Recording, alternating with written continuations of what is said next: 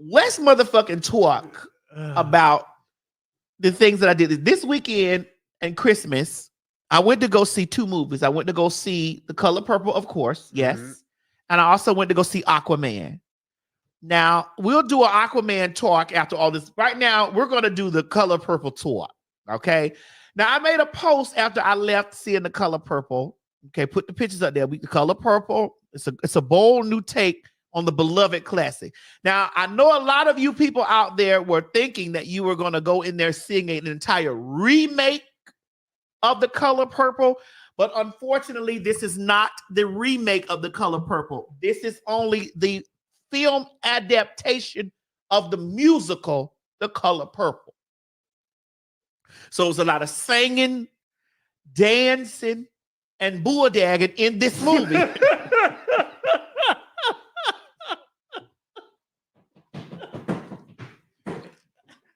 Craig, before you go, can you give me a little bit more ice, please?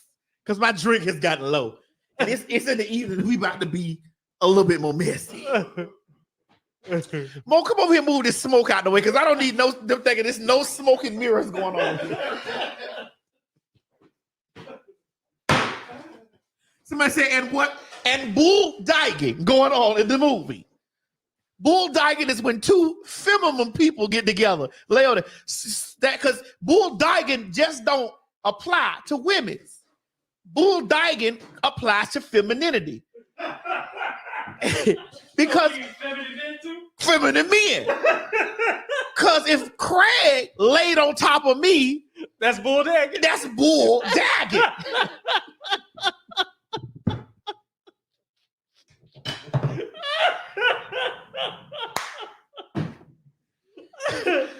It can also happen when 2 fags, popular hard-ass gossipers, lay on top of each other and they have feminine ways.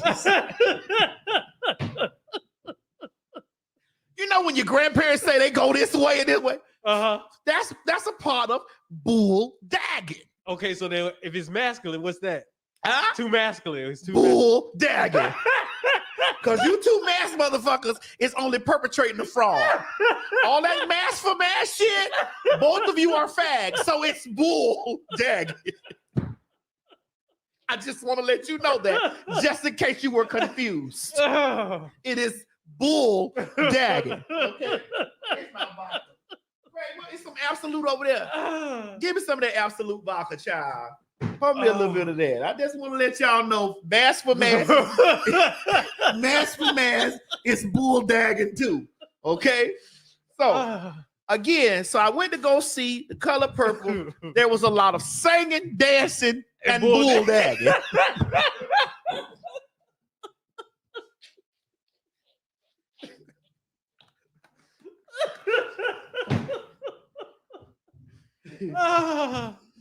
Now, listen to me, you guys. In the theater, when Celie and Shug interlocked lips, and they woke up the next morning. Oh, my nose running. Give me a tissue. Give me a tissue paper. And they woke up the next morning with each other, and her arms was wrapped around that woman's breast cavity. There was gasping going on in the theater. There was gasping. Now, I know a lot of you don't have but a minimum basic skills test reading level, so you didn't read the book, and you didn't know that there was bulldagging going on in the movie. You didn't know that. And some of you are just now coming up on The Color Purple, and you didn't watch the original. And so you missed the part where there was bulldagging acts going on in the movie. Okay? You missed that. And so therefore, I have to preach, Craig. Help me out over here. I'm listening. And so therefore, you were not prepared. Prepared for the bulldagging moment. The bulldagging moments. What kind of moment? Bulldagging moments. That transpired in the film.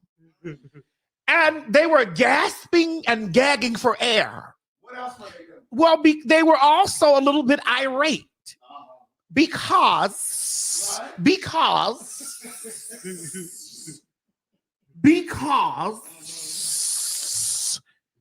there were acts of bulldagging in the movie. Can I get a synonym for bulldagging? Lesbian. For those that don't know what lesbian is, what else? Dyke. Muff diving. Carpet munching. Oh, you're giving us synonyms. Bumping ugly. Yes. Purse pocketbook bumping. Oh, God. And so people gasped and they were gagging and things of that nature for the situation. So I came home and I also read articles and I read things where there were some people who felt some type of way about the situation. And I made this post right here. Can we share this post? Thank you. I said, and I quote, and after this, the rest of the show shall be consisting completely of fag talk. I said, What did you do? I said, and I quote, so y'all more upset that Miss Celie and Shug Avery was exploring their sexuality, but didn't draw the line at her being molested at 14 by her stepfather and conjunction. That means and conjunction, and that means and meaning going with together, conjoining, having his kids. And so because I read this, I said, this really shows me why y'all still let that fresh uncle come to the family reunion, but throw your gay kids on the street. Hashtag the color purple. Craig, will you be joining us now? Yes, I'm ready. Y'all, welcome to the stage, the fag. Hello, everybody. Hello, everybody. Girl, let me put my reporter glasses down here. Girl, you see I got my 1619 project shirt. Yes. What's up, y'all? So the fag is in the building. So we're about to have some fag talk on this. Some fag talk. Come on, fag. Some popular hot ass gossip. Yes. Merry Christmas and Happy New Year and stuff. And things. Yeah, and things. All right, so let's begin. Craig, what did you decipher from this when you read it? When I read that, I was like, oh, she trying to stir the people up. And I did, because Taraji wrote under there. Queen Latifah wrote under there. Tabitha Brown even got up under there. Baby, listen, one thing you don't want is a Tabitha. Listen, I love Tabitha Brown, but one thing is you don't want is a Tabitha Brown prayer. Because you see what happened with Wendy Williams. Wendy ain't been the same since that. One thing Tabitha did was pray, and Wendy vanished. She did a stumble after that on Halloween, and we've yet to see her again. No, we've seen her hobbling around on the streets of New York with a little Daisy Dukes on. Ooh, Lord. But that's not fag talk conversation right now. Oh, okay. We'll get to that. She's not a fag. How you doing? How you doing? Okay. We'll get to that at the end. Okay. All right, so let's begin. Come on, Craig. Listen, when I saw your post, I was like, oh yeah, she really speaking today. Because the thing is, that was incest all through The Color Purple. All through it. No gasping. No one was gasping. Nobody was gasping. But the only thing that they had something to say about, like you said, was this affair that Shug and Celie had. But here's the reason why. The writer is Alice. What's her Alice? Alice Walker. Alice Walker. And you know, she's bisexual. Oh. She and Tracy Chapman had a thing. Give me one reason to stay, and I'll turn right back around. You got a fast car. You got a fast car. Yes, they had a thing. Did y'all know that? I didn't. You did your research. You're a good fag. Well, you know, most of us are. We're mostly cultured. Most fags are cultured. Get you one. And that's a popular hot ass gossiper. That y'all making it sound like a purse. What happened? Not making y'all sound like they a purse. Well, we could be. Listen, We've been used as that for many years. Ask Nene. But ask who? ask Nene Leaks. We've been used as a purse for many years. She's had a few fags in her life. Wait a minute. Wait. You said ask who? Nene Leaks.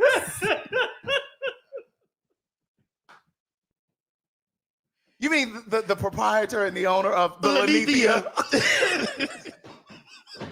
No, that would be Greg Leaks. May he rest on the other side.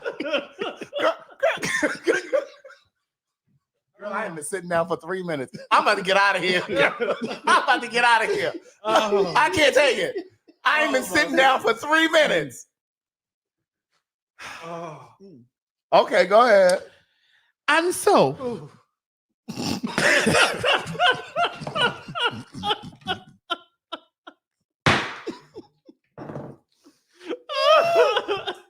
Oh my God. oh God, She has been known to keep a fag or two around her, though. yeah, she has. She's not the only one. Our good sister Tamar Braxton. She's kept the numerous amounts of fags around. Tamar Braxton was a gay man in her former life. Hey, and in this one too. But Hey, girl, hey. Hey, niece. in this life too. But Oh my God. Oh my God. I wanted to come and wrote the mess is ensuing. Oh my God. Oh my God. I can't take it. Wait, somebody said what does SMAG stand for again? Popular Hot ass gossipers. Yeah. Uh-huh. We're getting into some popular hot ass gossip, and we're two Popular hot ass gossipers. Y'all just need to add an M into that one. Hold on. Y'all just need to add an M into that. I can't take it. I can't take it. Oh my God. Monique, we see you down there. Stay with us. That's my good Judy, Monique. Stay with us, daughter. Stay with us, daughter. Stay with us. So we, and y'all tag Tamar. Tag a friend. That's right. And Lanithia. And Lanithia. No, don't tag the business because I think they shut down months ago.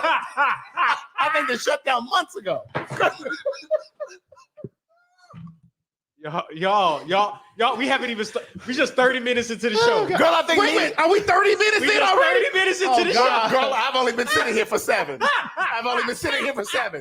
Don't charge me for any of this other stuff. I'm not responsible for the first 23 minutes. I've only been sitting here for 7. Woo!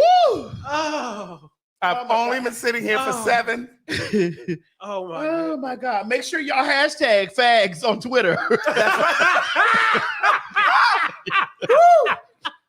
Oh my God. Oh, Oh God. oh All Lord. right. So Girl, let me move my bangs. Girl, I'm sweating my bangs out. Girl, I ain't been sitting. Go ahead. so here's the thing for me. Oh. What we had to take away from the two from I would like to say Taraji P. Henson did an exceptional job. Taraji killed. She did an exception. Give Taraji her things. Yeah. Give Fantasia her things. And my girl Danielle Brooks. Give Danielle Brooks her things. And Coleman Domingo. Give Coleman Domingo their things. Give these colored folks out here that are working to bring you the things, their things. They played those roles. Bitch. Do you hear me? But I think they've always been good at Give her, but listen, I they've always been great at listen, I love Taraji to the floor and back. Y'all, I told her y'all see me on hold on, hold on.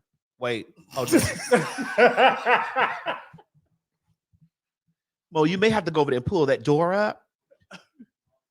Thanks. There's a man and his woman in the other room. I'm sorry. They're having a conversation, and we don't need to be privy to that in the other room. Thank you, daughter. Okay. Now, give Taraji her thing because I was so connected to Shug Avery in this movie. Now, Margaret Avery, who I also love like a fat bitch love chocolate, she did a really good job as Shug. She did. But it's something about the way Taraji embodied this this Shug Avery and gave it a different. And she sang with her voice, and she gave it. Just was a different. I don't know. I love that the kiss that her and I was gonna say with because Fantasia, her and Fantasia share was more. It was. I felt it. Yeah, I felt the. It was sensual. It was sensual. Yeah, they made me believe it, and I felt when Shug was enamored. Excuse me. What was she? No. Excuse me, not Shug. Oh. When Miss Celie, aka Fantasia, was enamored. What was she? Enamored. What was she? Enamored. Engulfed. Yeah. With the presence of Shug, because Shug brought the element of finally someone loving her and somebody seeing her and loving her. And some of you ladies and men are missing out on true love because you're following heteronormative ideology. Say it again, Prophetess Bynum. You're following heteronormative ideology, and you're missing out on your one true, or your one true love, or your soulmate out there, because Big Mama and them, Uncle Pete, Granddaddy, Mama done told you better not bring no boy or no girl to this. They told you couldn't be no truck driver. You couldn't be no truck, no bulldagger, or no fat.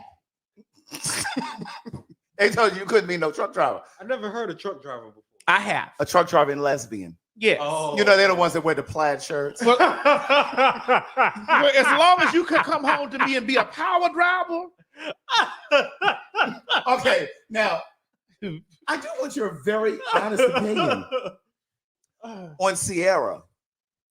Now, she only had about 7 minutes at the end of the film. But she was the older sister. Okay, but my question, though, was what did you think about her performance? I actually thought that Ciara did well. You may have a different perspective on it. I do. I thought that Ciara did well because I've only heard her say, "This is automatic, supersonic." You heard that in The Color Purple? I did, looking at her. So you just looking at her. That's the only thing you can imagine. That's the only thing you pictured was. Now I will say this. I thought Ciara did well for the 7 minutes that she had. It doesn't matter. That's all she needed. That's all she needed. Because I'm not making fun of the 7 minutes, because Viola Davis did what she needed to do in Doubt in what, about 3 or 4 minutes? Listen, Viola Davis did what she needed to do in a ballad of songbird and snakes in Woman King. No, not Woman King. The ballad of songbird and snakes in the new movie, the Hunger Games. Oh, Hunger Games. Oh, Craig, you didn't see it. I didn't see it. Oh, wait, it's already out? I didn't even know it was already out. We jumping around, but we need to give our black girls their thing. Yes, indeed. Stepping over into these white films and decimating their counterparts. Doing what? Decimating.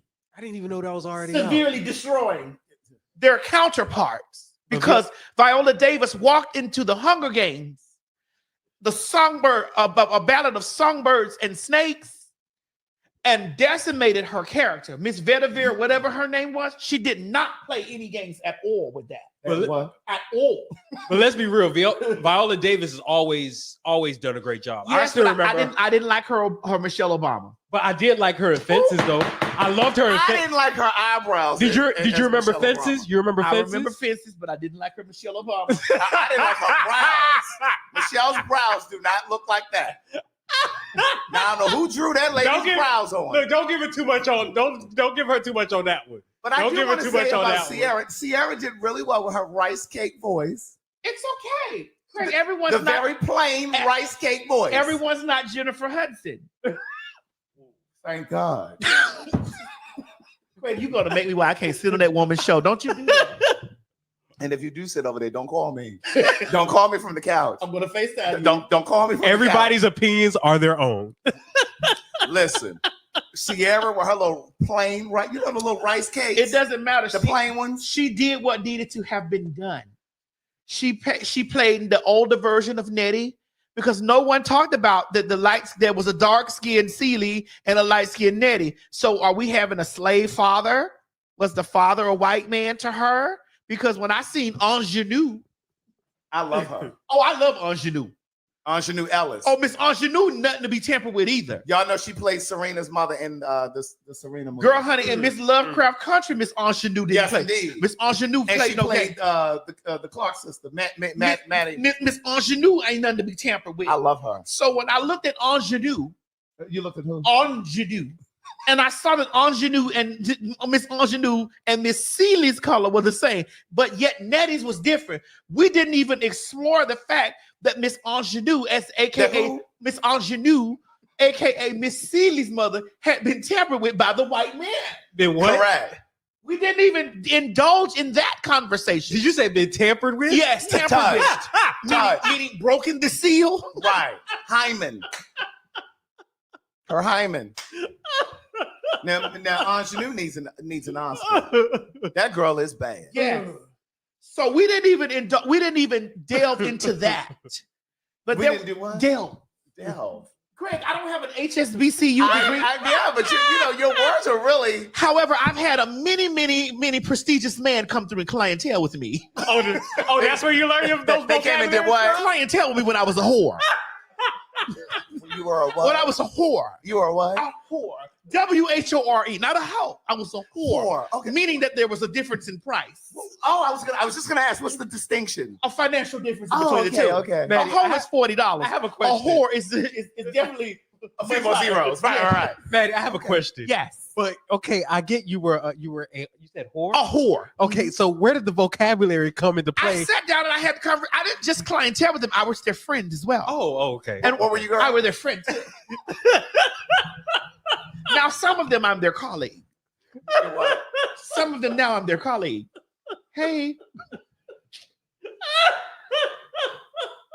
Because I'm a television personality, an actress, and a producer. Do you think some of them are watching now? Of course. What? Of course. Wait, what was that key? Of course. They've never stopped. They've never stopped. I received congratulatory conversations from them. Lots of times. Oh, that's awesome. Thank you. That's really awesome. Thank you. Yeah. So I thank you for the vocabulary that you provided to me Yeah. that I didn't get. And we give you fag talk. And we give you fag talk. Are y'all having a good time out there on Instagram? Oh, because they got limited time on Instagram. Yeah, you got an hour on here. When we go off over here, we don't come back. Right. You better head on over to y'all better be watching on both places. Y'all got 20 minutes. Because when this goes down, we don't. Y'all got 19 minutes now. Y'all got 19 minutes. So here we go. So there was so much to digest from this movie. And if you were watching it only for one thing, you wouldn't have gotten it. Now, it took me a moment, Craig, I don't know if this was for you, but it took me a moment for me to have an emotional connection. I was connected to the movie, because of its blackness, for one. Immediately, I was connected to it for that. But it took me a moment to have an emotional connection to the movie. But I did have a connection to it because of its blackness. Right. But I didn't have an emotional connection to it yet. My emotional connection came into fruition when did you have an emotional connection from the beginning? Well, when you say emotional connection, I'm thinking, I had an emotional connection to the film, to the movie. Yeah. Now the musical adaptation, I didn't have an emotional connection to it, not in the beginning parts, because there were so many things for me. Here we go. I had an emotional connection to the movie because when the sisters were tied to the pole like this, I really wish they would have written that into the musical in order for us to get that emotional connection at the top of the film. Because when the sisters were separated from each other, when he beat their hands, and that was the devil trying to break the bond in between two sisters. That was a man trying to break the bond in between two sisters. I didn't get that with him just throwing her out on the street and him shooting a gun at her, because I didn't get that. Like, it was, I didn't get it, but I did get when he threw her out of the street. It was still like, oh shit.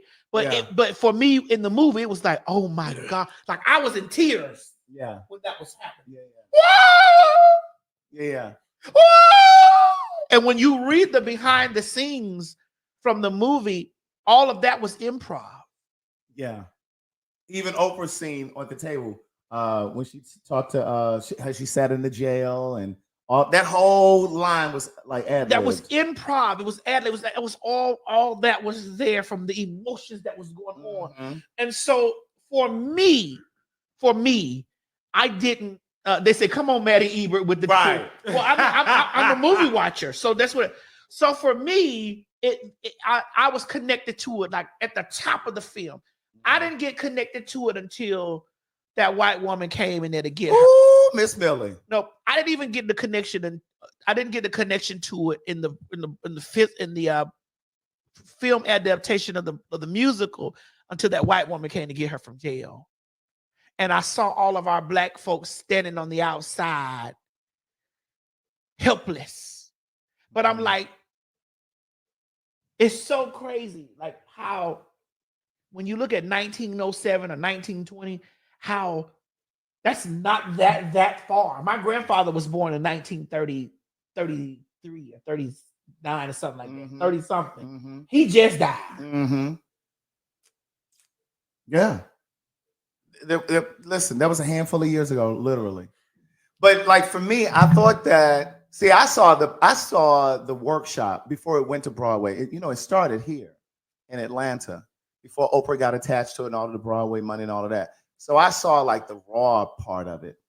So I knew that it was like a hybrid of the film and the musical. A lot of people were expecting it to be a remake. It wasn't a remake. It was a reimagined depiction of the play and the original film. So a lot of people went in thinking, well, it was going to be the exact same thing. No, it wasn't that. But I thought it was brilliantly done. I do too, because again, I like the way that they expounded more on the relationship between Shug and Celie. Exactly. Because even in the interview that Whoopi did, do we have that? Yeah, we do. Can we play that for a second? Yeah, Let's and play I was that. going to ask, since you're talking about expounding and being detailed on the movie, do you think they should do a series about it? Because when you do a series, you get to go more in depth into. As long as Tyler Perry don't have nothing to do with it. But go ahead and play this. I'm sorry. Here we go. We got a lot of shit from a lot of folks at the NAACP. Yeah. How dare Steven Spielberg direct this movie? How dare Spike Lee? How dare he doesn't know? And how dare she write this book about black men? And who does she think she? I mean, it was like a whole thing. Nothing but black people in the movie. No, there's maybe 3 white people, but it pretty much is all black people in the movie, and people are bitching about how dare he. So what was it like for you? I was really pissed off. I thought, well, why didn't you make the movie? John, Spike, Luke, and Jesus, why didn't y'all make the movie? He wanted to make the movie. He made the movie. So there was all of that, which then got us nominated. We got us nominated for 12 Oscars, 12 Oscar nominations. And we got not one. Because the NAACP made such a stink about this film. They told people don't go see it, boycott it, blah, blah, blah. But people couldn't boycott it because so many people had read it, they wanted to see it. Then people were mad that we didn't make the book exactly. But it's like, that's 1984. Nobody was going to let me and Shug make out. They just weren't. One kiss is all you get, We didn't really talk about the fact that she was a lesbian. We didn't talk about it because, 84. We could say the word lesbian. Remember, you couldn't say it in the children's hour. With Shirley MacLaine and Audrey Hepburn, you couldn't say the word lesbian. But we could say, lesbian. Yeah, breathe it real quick and have a quick kiss. But we couldn't, he could not have made the movie, the book then. He just couldn't have. But he made a damn fine film. He made a really good film with really good people. And we hold on, Craig, because I know what you're finna do. We thank Steven Spielberg, Quincy Jones, for putting their neck out, but especially the white Steven Spielberg, Jewish. Like that. for putting the neck out in that space, and when nobody else didn't want to do it. And then here's my thing, and I'm finna shake the table here, Craig. You get ready. I'm ready. You may not be. You better cement yourself down. Oh, I'm ready. Go ahead. Black people be having a problem with shit, and then the white person go out there and motherfucking do it, and it becomes a staple in the community when they could have been doing it. But it don't fit I don't, and then complain about the shit. And then the nerve of the Niggers Association for Advancement of Colored People. The what? The Nigger Association for the Advancement of Colored People to sit over there and boycott the film. Is it my turn yet? Yes, go ahead. Well, but that's true. So when the film came out, like she said, they were nominated for 12 Oscars. My hope is that this film gets some sort of redemption. They earn or win some sort of Golden Globe, Oscar, whatever. Now, going back to the NAACP, part of the reason that they didn't want Black people to see it or with the world to see it is because, again, there are so many Black folks. And that Steven Spielberg made that move. Right. That was top of the list. Correct. That white man did it. Made that. But there are so many Black folks that are concerned about the white gaze. I'm saying Gaze, not gay. Oh, you mean the white gaze? The white gaze. Oh, the way you can do those things, kind of like fag. Right. Wow. Correct. But a lot of people are worried about what white people think. And they didn't want to see us flawed. They didn't want to see the molestation that you talked about or the incest and all that other stuff, right? They only want us to be depicted in the arts as perfect. Kind of the way that the trans community does. That's why they had such a big That's why they had such a big problem with my presence at first. Correct. They had a problem with my presence at first because I have always been loud, live, and in motherfucking color. And I would tell you from the top of the mountain, if I don't like what anything, suck my dick.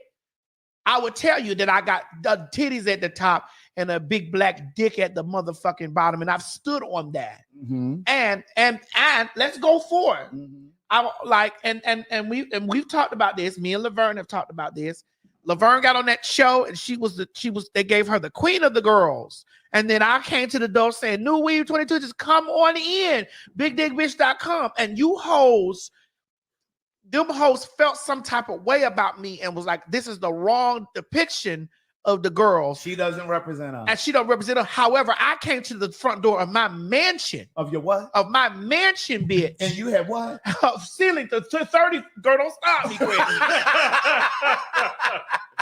And when Laverne talks about her beginning, how she was struggling while she was on Orange is the New Black. I wasn't. When y'all saw me, bitch, y'all saw me already in wealth.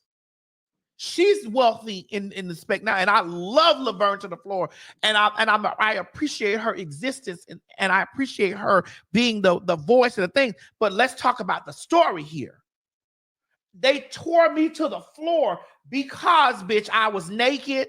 I was the thing. Now, when the pandemic come through, I can't keep these trannies off of OnlyFans, bitch. I can't even keep the fucking straight people off of OnlyFans. I done retired that. I look at the trans girls now that was in TV and all that shit before me, and now them hoes over there got OnlyFans. I'm like, how you hoes hustling backwards?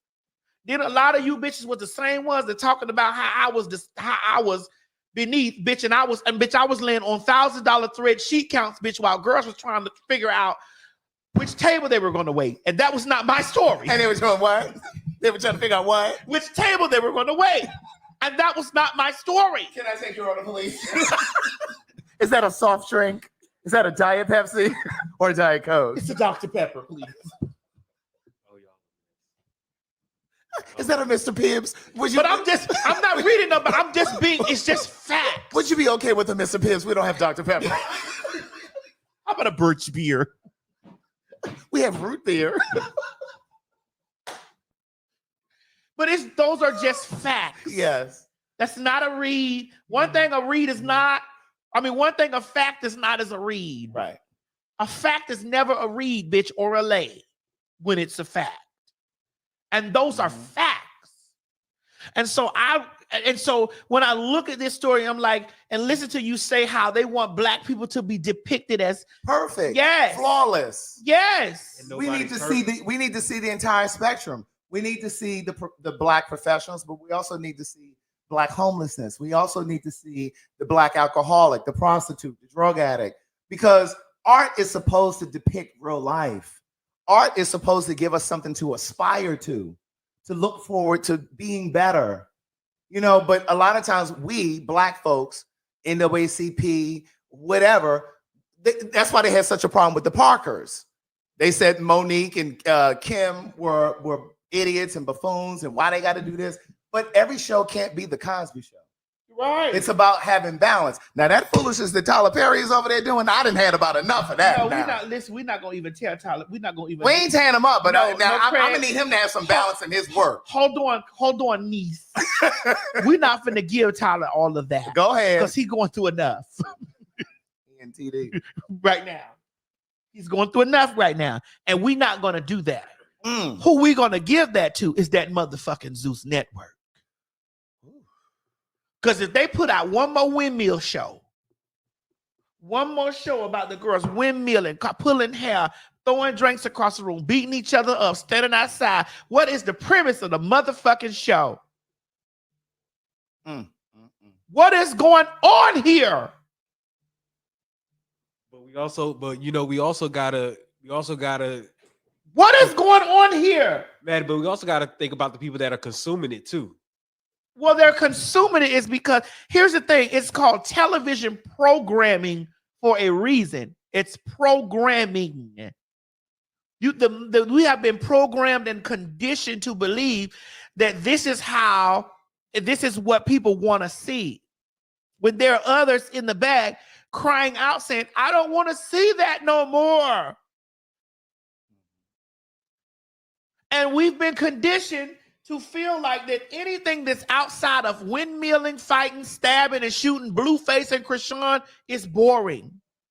I agree with you, but at the same time, we also need to have what's the word I'm trying to say? We should also have the initiative and the mindset to say, you know what? Well, this is why the networks that are greenlighting shows should greenlight shows that are very much so not on the wavelength of that. Right. Greenlight I black totally reality shows that are not on the wavelength of that. Yes, it may be boring, and yes, you may not have the highest ratings like those people have, but your advertising dollars could most definitely be different because that's a different type of audience. But it's just like, this kind of reminds me of even like with the film Rustin that's now airing on Netflix. Bayard Rustin was openly gay in the 60s. Openly gay. He is the reason for the Freedom Riders. He organized all of that. That march in Washington, it was a black gay man who did that. But a lot of those black leaders during that time, they didn't want to give that man, they wanted to be opposed to his ideas. They didn't want to support his ideas. But then when it was becoming a success, they all wanted to be a part of it. They wanted to be attached to it because they wanted their names to be remembered in history. It's the same kind of thing. Shout out to Coleman Domingo for playing Rusted too. Yes, indeed. Which he did an excellent job. He did an excellent job. And here's the thing. Let's talk about Coleman Domingo's Mr.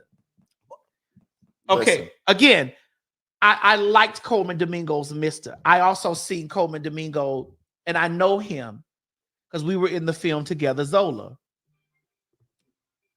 Sorry, my fault. Your doc is pay. You don't see. I'm already. Doc is pay. My fault. Oh, we know. Don't bring that straight shit here. I don't want to hear no sport. We're having fag talk right now. Right. Do I say it's discrimination? It is. It is. I have a right in my business to tell you straight, folks. I don't want to see any fucking. All right. In my faggatory business. And your what? My faggatory business. Now, how much I time think they you got? should be accommodating to all. You've been You doing, should be y'all have accommodating been to doing all. this to us for years. So this is what it feels Don't like. blame me for other people's transgressions. This is what it feels Don't like. blame That's me right. for other people's This transgressions. is what it feels like. Keep that straight shit over there. Silence that motherfucking straight ass phone This is what it feels like. I don't want to hear any sports center over here at all. and to you fags that like football. And ESPN, This is not the show for you. it's not. We're real fags. That's right. We're for the fags that do hair and makeup and personal shop and interior design. And gossip. Y'all can't hold me to And that. watch The Young and the Restless and All My Children and As the World Turns. Y'all can't hold me to that. You can't lump me in with Well, them. you're not watching the stories. You're not the kind of fag that we want to.